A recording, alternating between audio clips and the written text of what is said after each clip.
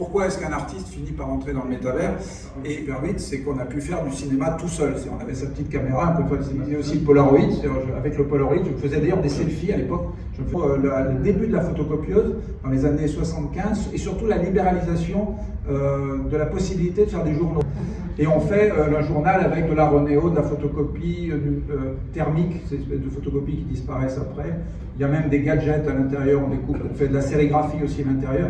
Et ça, de télé en fait, noir et blanc. On a à la Ville Arson, parce qu'à la Ville Arson, l'école des arts décoratifs, il y a un studio de communication qui a des outils vidéo, mais moi je les utilise en art. Et donc je fais ma propre émission de télévision dans l'histoire de l'informatique, c'est qu'il apparaît un outil où on a l'impression qu'on va pouvoir transformer l'image télévisée. C'est-à-dire, on se dit, quand on va acheter ça, on va transformer l'image de la télévision. Ça ne pas être passif face aux médias, c'est-à-dire de pouvoir le manipuler. Donc, ça ne va pas être le spectateur, celui qui crée.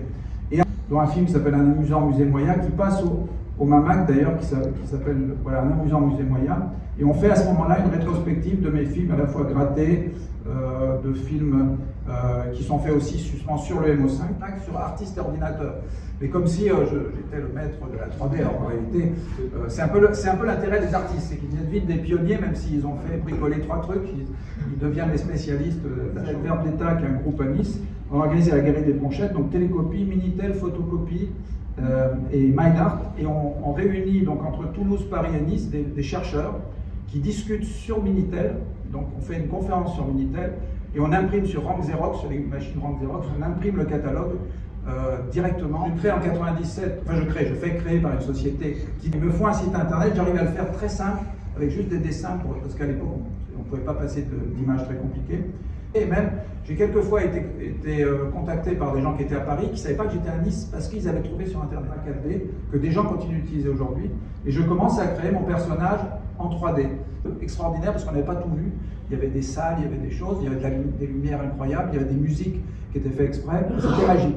Et là, évidemment, l'idée, pour tous ceux qui ont joué à ça, c'est de se dire, et si on pouvait créer nous-mêmes notre propre jeu vidéo moyen dans ce monde-là. C'est pas tout à fait moi, parce que l'avatar au début est difficile à customiser, mais je customise un avatar donc, à mon effigie, et c'est moi je suis cet avatar dans un monde que j'ai entièrement créé. Maintenant un métavers dans spatial, et donc j'ai inauguré, il y avait Christian Estrosi qui est venu en avatar, et j'ai fait une conférence inaugurale pour présenter le métavers, donc pour parler d'un système, pour essayer de décaler la vision. Je me disais, il faut arriver à trouver des nouvelles formes de vision, des nouveaux points de vue, une sorte de réseau qui avait été exposé à l'artistique.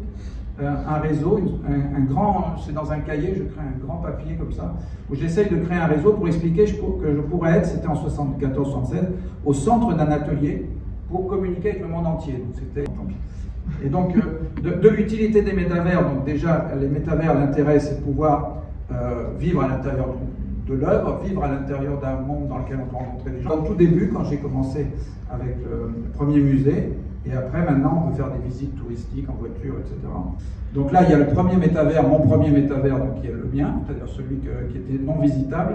Et ensuite, il y a Second Life, mais il y a eu aussi, par exemple, les Chinois qui ont créé un métavers, le Moyen Muséum, l'arrêt du Vieux Moya, il y a le Vieux Moya.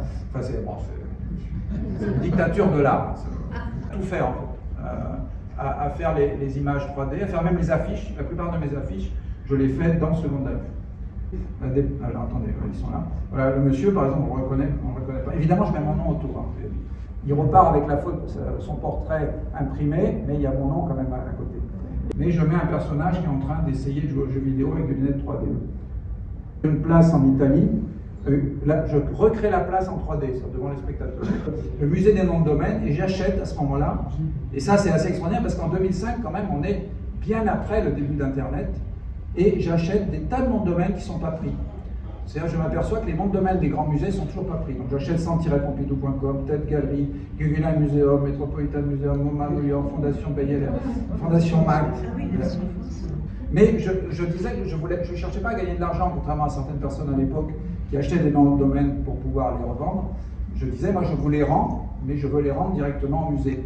Et les voit sur la photo dans la chaise longue. Ils sont assis dans la chaise longue. Et donc, ils sont une belle maison. Et moi, mégalomane évidemment, j'achète mon petit terrain, mais sur le terrain, j'arrive à monter un musée. Alors que je n'ai pas le droit à beaucoup d'objets, en fait. J'arrive à tricher, à monter un musée de 3 étages, et qui leur bouche la vue. Ils sont dégoûtés. Ils me vendent le terrain d'à côté. Donc j'achète le terrain d'à côté et je m'agrandis comme ça. À force les gens en ont marre d'avoir devant chez eux. Et je leur achète les terrains. La première personne qui me visite, je me souviens, c'est une designer anglaise. Une designer anglaise qui passe par là, qui me dit je suis designer à Londres. Et je parle et je me dis c'est incroyable ce monde. On est dans un logiciel 3D, mais en même temps on parle avec des gens en plus très intéressants. Et de là, je vais plus sortir et je vais acheter quasiment tous les... je crois qu'en une semaine, j'ai acheté 4 à 5 terrains et une île complète, donc de Second Life. Donc là, on voit le plan. Au tout début, tout le monde avait un yacht. Tout le monde avait un yacht. On crée des sortes de mondes comme ça, incroyables qu'on ne pouvait pas avoir. Et finalement, je suis là pour vivre à l'intérieur de l'œuvre. Peu importe. L'important, c'est que ça soit vivable. C'est-à-dire que les gens viennent tranquillement, qu'ils puissent marcher dans les rues, qu'ils puissent aller dans les musées, etc. C'est pas de créer une œuvre qui ait l'air d'une œuvre d'art contemporain, parce qu'à chaque fois, ça ressemblera à l'art contemporain. On va utiliser les mêmes trucs, les mêmes performances, les mêmes systèmes, et c'est plutôt d'être la créature à l'intérieur de l'œuvre. Parce que j'ai participé à Nice 2028 cette année, avec le métavers, mais déjà en 2013, j'avais fait la campagne pour Nice 2013 dans Second Life. C'est le Crédit Agricole, parce qu'on avait acheté une œuvre pour le directoire virtuel. Donc ça fait partie des premières œuvres de ce qu'on appelle d'art numérique vendu. En fait. On vendait des œuvres numériques. Aujourd'hui, c'est très à la mode avec les NFT, mais en réalité, à l'époque, on vendait déjà des œuvres numériques. Alors, sauf qu'évidemment, les prix dans ce live sont très bas, donc vous avez dû gagner peut-être 30 €, je sais pas. Et là, on fait un coup de buzz en vendant une œuvre à 1 200 €. Mais en réalité, ce qu'on vend, c'est la reproduction numérique sur toile. Ça a été un moment magique de faire une interview à l'intérieur de Second Life. Là, je vous montre le buzz qui se crée d'un seul coup. Je suis invité donc à Venise, à l'école des beaux-arts de Venise. J'ai fait une sorte de séminaire où je montre comment construire dans Second Life. Je reproduis l'école des beaux-arts de Venise. Il y a des articles dans un certain nombre de... je fais des conférences. C'est là où moi j'ai l'impression de ne pas être un artiste numérique. C'est que l'art numérique enferme dans la technologie. On a des énormes appareillages. Il y a des artistes, c'est fabuleux, qui font des choses immersives avec des vidéoprojecteurs, c'est extraordinaire. Mais bizarrement, c'est l'inverse du rêve du métavers. C'est exactement l'inverse. On n'est plus à l'intérieur, on est à l'extérieur et on gère des... Et même si on ne le fait pas soi-même, on doit gérer. Il y a le critique Mario Gérosa qu'on a vu tout à l'heure dans le vernissage, qui est un critique qui est l'ancien rédacteur en chef d'AD Magazine, mais qui est aussi spécialiste d'architecture. D'ailleurs, le nom de son avatar, c'est Fred Koulas, du nom de la grande architecte Koulas.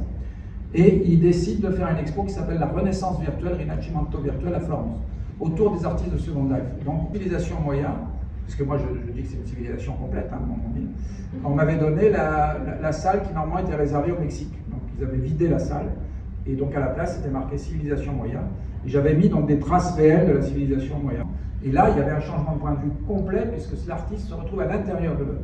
L'artiste se retrouve à se regarder lui-même à l'intérieur de l'œuvre. Moi, j'avais fabriqué une tour géante. Je m'étais dit, comme ça, on verra mon nom, ça sur le mon nom. Et cette tour était tellement bien que j'ai décidé de la reprendre à la fin de l'expo et de la mettre sur mon île. Donc, faire jusqu'en 2012 à peu près, officiellement. Dans les programmes, c'était projeté sur les écrans de la place Masséna. Et pourtant, alors ça c'est extraordinaire, depuis cette époque de 2010, il n'y a jamais eu un article de presse. On n'a jamais réussi à en faire parler. C'est-à-dire que ce monde-là fonctionne tout seul. C'est presque un monde qui, avec son économie, sa monnaie, il y a énormément d'argent qui se brasse, donc ils n'ont pas besoin, je crois que c'était le 40e PIB mondial, donc ils n'ont pas besoin de comment. C'est qu'il n'y a pas encore de quoi alimenter, c'est-à-dire il n'y a rien en 3D, très peu de choses en 3D. Et là on voit juste à Nice, là, on voit qu'il y a l'église russe, quelqu'un l'a fait en 3D. Quelqu'un a fait l'église russe en 3D sur Google Earth, parce qu'on peut déjà poser des objets 3D sur Google Earth, mais il y en a très peu. Il y a New York qui est quasiment, mais on voit presque rien. En plus, on traverse les murs, contrairement à son live, on se cogne, on ne peut pas rentrer dans les murs, là on traverse.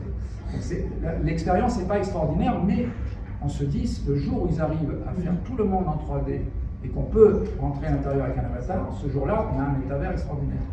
C'est un monde 3D assez facile, gratuit. On pouvait construire gratuitement des petites îles. Donc moi j'avais construit plusieurs îles, un musée, j'avais construit un atelier, une boutique, et je construisais même mes futures expos, et je pensais que ça allait être le futur, parce que c'était tellement facile de rentrer, mais trop facile. C'est-à-dire que quand on était sur Facebook, on disait « venez me voir dans Pool Party ». Alors la personne cliquait, elle ne savait pas où elle allait, elle se retrouvait dans Pool Party, en avatar, et je lui disais bonjour. Et en plus je savais qui c'était, parce qu'au-dessus de sa tête, il y a marqué le nom de Facebook. Et les gens étaient tellement surpris que la plupart du temps, ils coupaient. Ils avaient l'impression d'être pris dans leur intimité, c'est-à-dire que d'un seul coup, je leur disais, bah, comme vous êtes là, et là, ça crée une sorte de peur, parce que d'habitude, on avait l'habitude de s'inscrire, le temps de s'inscrire, de rentrer, de s'habituer. Là, on ne pouvait pas s'habituer. Par exemple, récemment, j'avais une sage-femme virtuelle qui a créé une maternité dans l'hôpital du Moyen-Orient. On a fait un étage supplémentaire, elle a créé une maternité avec tous les appareils, et on peut faire des enfants virtuels. C'est-à-dire que c'est des couples qui s'amusent à faire des jeux de rôle, qui ne se connaissent pas, d'ailleurs, qui sont de plusieurs pays différents, et qui vont venir en couple faire un enfant. Je pense que c'est une première mondiale. J'ai eu déjà trois stagiaires. 2 stagiaires de l'école de design du Mans, qui ont vraiment construit des choses, qui ont beaucoup travaillé, avec l'idée que dans le futur, ils vont devoir travailler dans les mondes virtuels. Ils vont devoir aussi construire l'architecture pour les mondes virtuels, du design pour les mondes virtuels. Et après, j'ai eu un futur artiste donc de l'école des beaux-arts d'Épinal, voilà, qui est venu aussi travailler sur mon île. Donc je leur donne une plateforme dans le ciel, et après on leur fait avec une DJ, on leur fait la soirée de clôture de leur stage. Donc là ils sont contents parce qu'il y a des gens qui viennent danser du monde entier, qui viennent leur parler. C'est créé par Facebook, donc c'est le monde créé par Facebook, mais qui malheureusement n'est pas accessible. Déjà il n'était pas accessible en France jusqu'à il n'y a pas longtemps. Moi j'avais acheté l'Oculus 1 an avant et je ne pouvais pas y aller. Donc, un an plus tard, j'ai pu rentrer dedans avec l'Oculus, mais on ne peut y aller qu'avec le casque. Donc c'est pour qu'il y ait beaucoup de jeunes dedans, qu'il y ait un monde en VR aussi, mais les gens l'utilisent quasiment plus en VR, sauf les sourds et muets. Alors ça c'est un truc incroyable, c'est qu'on a pensé qu'un monde, on ne pouvait pas écrire. Dans VRChat, on ne peut pas écrire, on ne peut que parler. Et c'est normalement avec le casque. Personne n'aurait imaginé que ce monde, c'est là où on voit que la technologie, des fois, il y a des choses inattendues. Personne n'aurait imaginé que ça allait être un repère vraiment incroyable pour les sourds et muets. Il y a énormément de lieux pour apprendre le langage des signes. Et c'est pourquoi? Parce que tout simplement, les gens qui ont les casques peuvent faire les gestes. Et donc, ils se parlent avec les signes, ce qu'ils ne peuvent pas faire dans d'autres mondes. Et là, on voit des gens qui sont comme ça dans VRChat, qui font les signes.